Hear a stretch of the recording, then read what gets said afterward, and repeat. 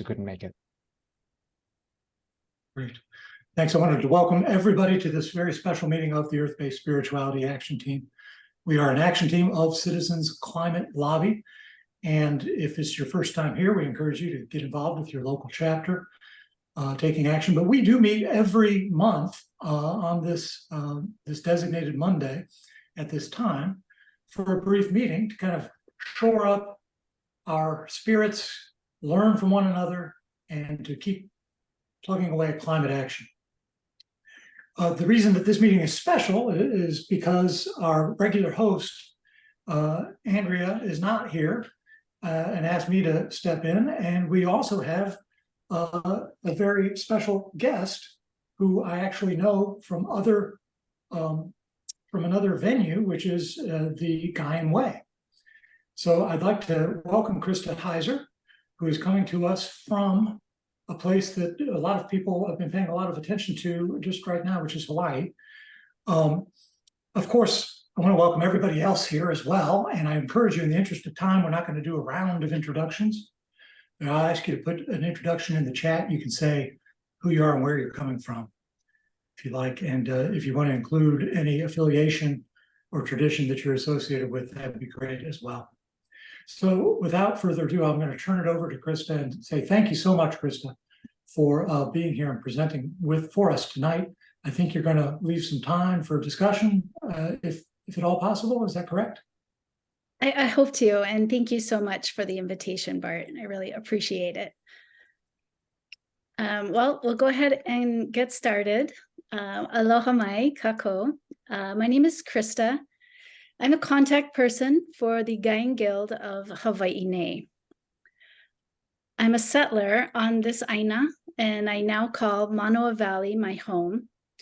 I trace my family's roots to the American Midwest, where my grandfather and great-grandfathers were farmers, and before that to Germany and Sweden, though my connection to the indigenous knowledge and practices of my European ancestry has been lost. I am a professor at Kapiolani Community College in Honolulu, and I've lived here for over 20 years in the Ahupua'a of Waikiki, in the Moku of Kona, on the island of Oahu, in the Aina of Hawaii. So when you say Hawaii, it's like a preposition that means here now. And ne is also used to mean beloved Hawaii. So I'd like to begin today by acknowledging that this beloved Hawaii is part of a larger territory recognized by Indigenous Hawaiians as their ancestral grandmother, and that Her Majesty Queen Liliuokalani yielded the Hawaiian kingdom and these territories under duress to the United States to avoid the bloodshed of her people. I further recognize that Hawaii remains an illegally occupied state of America. Each moment that I'm in Hawaii, she nourishes and gifts me with the opportunity to breathe her air, eat from her soils, drink from her waters, bathe in her sun, swim in her oceans, be kissed by her rains and embraced by her winds. I further recognize that generations of Indigenous Hawaiians and their knowledge systems shaped Hawaii in sustainable ways that allow me to enjoy these gifts today. And for this, I am grateful. And as a settler aloha aina, I seek to support the varied strategies that the Indigenous peoples of Hawaii are using to protect their land and their communities. And I commit to dedicating time and resources to working in solidarity. So I dedicate these comments today as part of that effort. I don't usually speak a lot about Hawaii. As a settler, I try to take a listening and learning role to ally and support the Native Hawaiian and local community. So I had prepared comments for today's talk, Becoming Gaian, about my personal path from kind of an intellectual interest in sustainability through higher education toward becoming a more spiritual person in relationship to the planet, and how Gaianism, community and practices have been part of this shift for me. So I wrote an essay on the wonderful Gaian Way blog that was called Being Green and Being Gaian. And that essay kind of captures that story And today I wanted to make the point that in higher education, I just really feel this big hole in the heart of our colleges and universities, and that young people especially are really needing a way to find a re-enchantment with the natural world. And I think that Gaianism can facilitate this. But then this great fire came, and I feel some responsibility, Kuleana, to comment. Even though I'm not there, I am not impacted, and I can't fathom or speak for the community on Maui.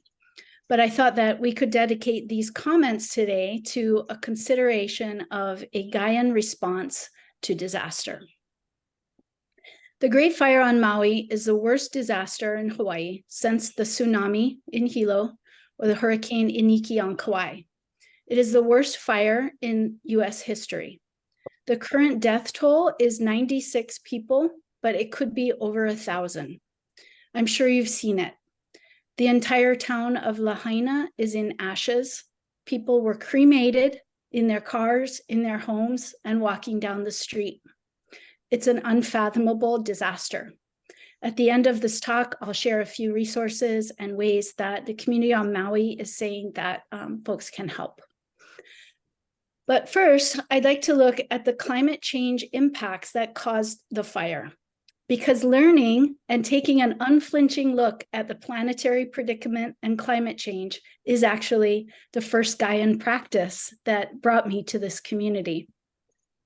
So my friend Chip Fletcher, who is the top climate guy at University of Hawaii, posted this op-ed piece this morning, and he talks about the causes of the fire. The first cause was the deforestation of the original Iliahi forest. Iliahi is the sandalwood tree, which was cut down and sold mostly in China, and that was driven by capitalism and colonialism. Then this invasive grass came, and this grass now covers 25% of the island of Maui, and it grows really fast when it's wet, and then it becomes very dry, which is why people are describing the conditions as tinderbox. Then there was this hurricane. Hurricane Dora was a Category 4 hurricane, which was around 500 miles away and still creating 80-mile-per-hour gusts of wind. We felt it over here on Oahu. Is the strongest wind I've ever felt in my life, and it was much worse on Maui. As we know from climate science, these hurricanes will be coming more frequently and in greater intensity due to climate change, and they'll also be coming closer to Hawaii due to changes in the El Nino and in the tide cycles and the Gulf Stream. This is all science. The winds from the hurricane blew down the power lines, which are what it looks like sparked the fire, and these power lines also created electric fences, trapping people in the fire. So what I'm hearing now is that what's happening now and what's happening next is what Naomi Klein called disaster capitalism. And there's a real potential for a land grab. Lahaina had become kind of a tourist town, but there's a very strong multi-generational Native Hawaiian community and a lot of indigenous knowledge and history in the town of Lahaina. People all around the world have visited Lahaina and Hawaii and have wonderful special memories. So a lot of people all around the world feel connected to this place and are feeling this sorrow for Hawaii right now. So this talk about rebuilding, there are many multi-billionaires on Maui and rebuilding a smart city, but what will be the role of the Native Hawaiian community, and how will they have ownership over this process so that they are not just bought out and then displaced? So many Native Hawaiians have been displaced to the continental United States. So I think looking at this from a Gaian way, from a Gaian response, we could begin with attention that's been given to the large banyan tree, which spans a whole city block and appears to have survived the fire. This tree was planted in 1879 and was a gift from India. So arborists have been attending this tree, and it received a blessing from a Native Hawaiian kupuna. And it's just a natural response, a natural instinct to find these resilient aspects of nature, and to draw strength from them as a symbol of resilience for Lahaina. I think a Gaian response, we could go a step further and look at how we as humans might provide strength to the banyan tree, and to the natural environment for its recovery. What I really appreciate about Gaianism is that it's so compatible with the Hawaiian value of aloha aina, or aina aloha, which is a love of land, but it's so much more than an appreciation of nature. It's Native Hawaiian is a land-based way of being, a land-based epistemology. And you heard in the land acknowledgement that I shared, that's our university land acknowledgement. So you hear the resonance with Gaianism and aloha aina. So I'd like to share an olelo no eau that is very popular, very well known here in Hawaii. He ali'i ka aina, he kaua ke kanaka. The land is a chief, the human is a servant. Or as one of my teachers, Auntie Manu Meyer, says, love land, heal people, love land. Another practice from Gaianism is meditation. And in the Gaian way, there is a practice of meditation at sunrise, solar noon, and sunset. So this practice follows the path of the sun. Lahaina actually means the hot sun, or maybe the cruel sun. It's a very hot, sunny place. I certainly don't meditate 3 times a day at sunrise, solar noon, and sunset, but there's the potential to. And on good days, there is a moment of meditation when I wake up at noon and at the end of the day. And this seems to me a good response. It's hard to imagine what the survivors and displaced people are going through, having lost all of their possessions in a blink. But it seems that a meditation practice would be a good response. Before Gaianism, I participated in the Eco-Sattva training of the One Earth Sangha, which is an excellent training. And I really felt meditation is a strong resilience practice, like a pre-disaster practice. So those solar meditations are one Gaian strategy that we could draw on to get through very difficult days. And I also want to share this story that I heard from Thich Nhat Hanh. It's published in the book At Home in the World. And it's the story about he's holding this baby who's leaving the Plum Village community, and he's not going to see the baby again. But he realized that if he focuses his attention and his mind on that sadness, then he wouldn't be able to remember the baby, the face of the baby that he's holding in his arms at this moment. So I think about this story when I'm meditating in nature. I have a tendency, because I'm an intellectual, to really spin off on climate anxiety. But if I can really be present with the resources that we enjoy today, like water, a mango, or coffee. I talk a lot about the day when we won't have coffee anymore. So I try to really meditate when I drink coffee, because if I can be present, then I'll have more vivid memories to draw on in the future. And Thich Nhat Hanh said, every positive experience that we live deeply in full awareness is like a wholesome seed planted in our consciousness. We need to practice mindfulness all of the time so that we can plant healing, positive seeds in ourselves. And then when we need them, they'll be able to take care of us. Another aspect of Gaianism that has been meaningful to me is tied to the moon cycles. And that's the practice of fasting at the new moon and the full moon. This is a newer practice that helps us connect to the lunar cycle. And the lunar cycle is also extremely important, of course, to Native Hawaiians. When I get into my climate depression and fears, I often freak out on the future climate impact of famine. I think about drought, the food supply, the distribution network. And when I learned about how carbon in the atmosphere actually can make foods like wheat less nutritious, I don't know why, that just really freaks me out. So for me, fasting, it really helps me confront directly that fear that I have of future famine. And it tells me I can do hard things. I can get through this day without eating food. So I'm certainly not suggesting that people on Maui, I'm not suggesting fasting as response to a disaster, but as a pre-disaster strategy that we can practice for building resilience when hard days come. And the last thing I wanted to say about a Gaian approach to disaster is I just wanted to express appreciation for Eric, who's here today. I knew Eric from World Watch, and I met him when he gave a lecture series in Hawaii that was called Is Sustainability Possible? I thought then that he was one of the smartest people I'd ever met.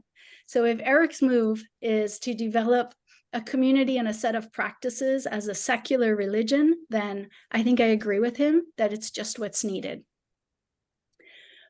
So I think Gaianism can bring mindfulness and a spiritual approach to climate activist groups. And I think Gaianism is so compatible with any spiritual group or religion, Christians or Muslims or Jewish. It can also be compatible with Gaianism, just like aloha aina. We can connect to earth practices that are embedded everywhere in all cultures, even in my own ancestral European roots. Eric didn't create Gaianism. He created the conditions for us to remember Gaianism and Gaia, which has always been there. So I'd like to close by reading the Gaian Creed, which is on the Gaianism website. And then Alex is going to play a short video. It's just 2 minutes of the banyan tree before the fire, so that we can just take a moment to appreciate that tree and Gaia at this difficult time in Hawaii. But first I'll read the creed. We believe that the earth, Gaia, is a living being, that Gaia is at the same time composed of the vast diversity of life and is alive in her own right. We understand that we depend completely and utterly on Gaia and are part of Gaia. We recognize that current human actions are fundamentally altering Gaia, and that if pushed too far, Gaia will shift from her current state to one inhospitable to humans and millions of other species. Therefore, we commit to living radically sustainable lives, even to an extent that it may alienate us from our kin, our communities, our cultures. We commit to sharing our philosophy and bringing others to understand and embrace their relationship to Gaia and help heal Gaia, and in the process, themselves, their families, and their communities. Thank you. Thank you so much, Krista. Like you said, the video is 90 seconds. I'll go ahead and play it for everyone now.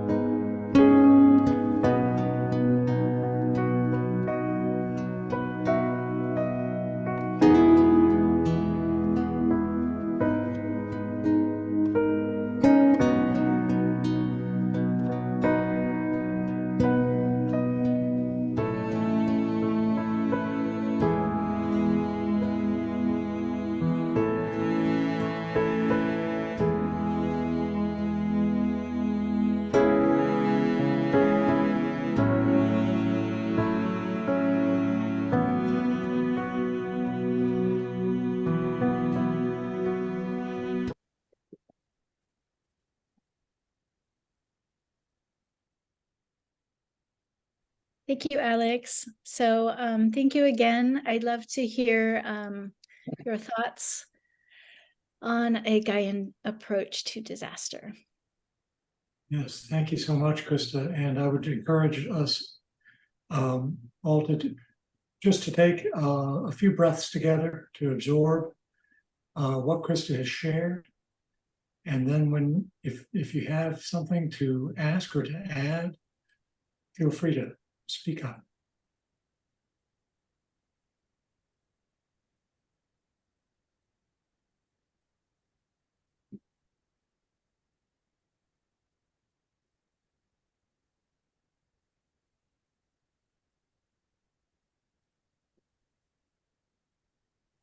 Krista, you've shared some ways that you incorporate a Gaian practice in your day-to-day, daily moments of meditation and appreciation, the new moon fasting and things like that. I saw there's many Gaians on the call, and I guess I was wondering if you or anyone else who practices a Gaian way has a recommendation for how you can incorporate a climate awareness with your practice, like daily things or routine things a person can do.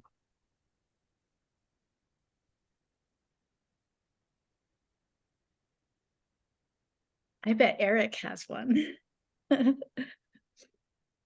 I do, but I defer to you in this case. Happy to add, if that makes sense. Well, it may sound silly, but for me, what I said about coffee, I think about we've had Michael Dowd and the post-doom, and I think about some of these things, and rather than that will happen, but rather than spiraling out on them, for me, the practice, instead of panicking and actually hoarding coffee, which I have been known to do, I have like 15 giant bags of coffee. But instead of doing that, I try to really just focus on the coffee, and that right now, today, I still have coffee. I still have fresh drinkable water.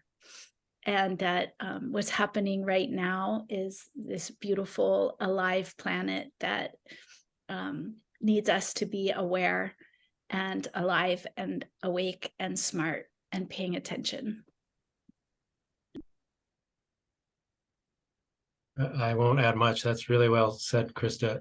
I think your essay really does a great job in also just capturing how to take all the green behaviors that we grapple with every day and bring a spirituality to them. So that is I'll add the link in the chat in a second. But meditation too is such a great way. I can't say I am consistently 3 times a day meditating, but every morning. And there's opportunities to just sit with nature, because Gaian meditation is outdoors, or it's in nature ideally. So just being able to observe Gaian cycles, nature cycles, is a key piece, but also sitting with disasters, sitting with suffering, sitting with other kind of key meditative themes, forgiveness, gratitude. All of these give you a chance, as long as you're also incorporating the earth element. How do we forgive the earth for the pain that we're about to experience? How do we forgive ourselves for triggering all that? So there's lots of ways to, not just be eco-activists, which I think is a central other part of this, but to nurture ourselves spiritually so we don't burn out from the eco-activism that is essential.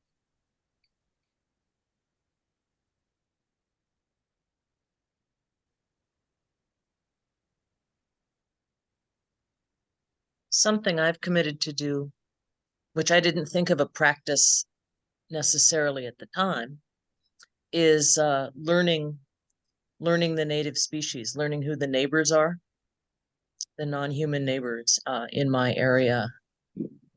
And, not so much in a scientific way, but just to differentiate them, that it's not just like a beautiful green thing that soothes me. It's a living ecosystem with lots of beings interacting. And I like to delve into and discover more of that around me. And that is an antidote to despair, at least so far, because there's so much beauty and wonder to be found in that, that it supersedes a lot of the other sadnesses and worries. It gives me a different lens and a different way to focus on what's around me.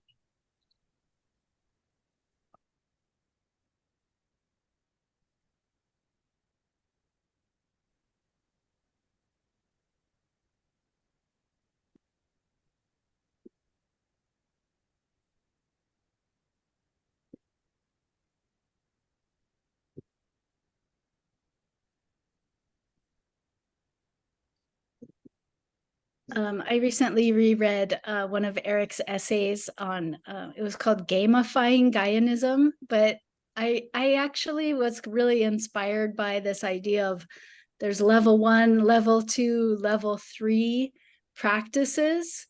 So like what I said in my little talk about, a minute when I wake up, a minute when it's around noon, a minute at sunset, as a level 1 practice. And then, one can take that all the way to the more challenging practices, like the whole day of fasting around the moon cycles. So there's always the starting small in bringing a spiritual awareness to the climate work that you do.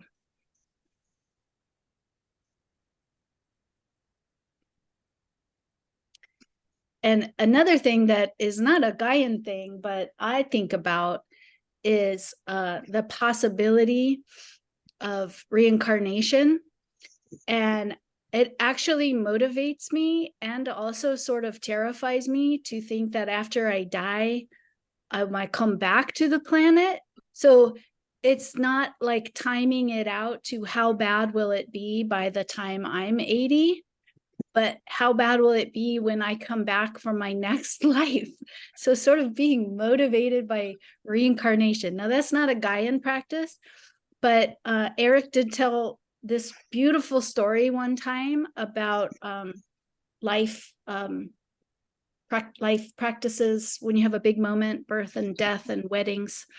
And he said that our lives are like we're water in a stream, and then there's a waterfall. And for this brief moment, as the water is tumbling down a waterfall, it separates out into little droplets.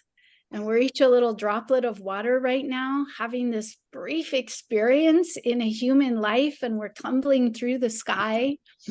And then when we die, it's like rejoining the stream.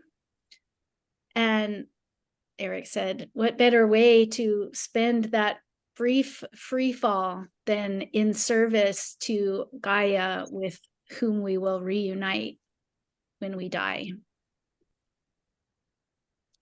So I also contemplate that story as a meditation sometimes. Thank you so much for sharing that with us. I see Bart's coming off mute to close us out. I just wanted to point everyone toward the chat. There's been some links to Krista's essay called What is Green and What is Gaian? And there's a link to the Gaianism.org website there for you as well.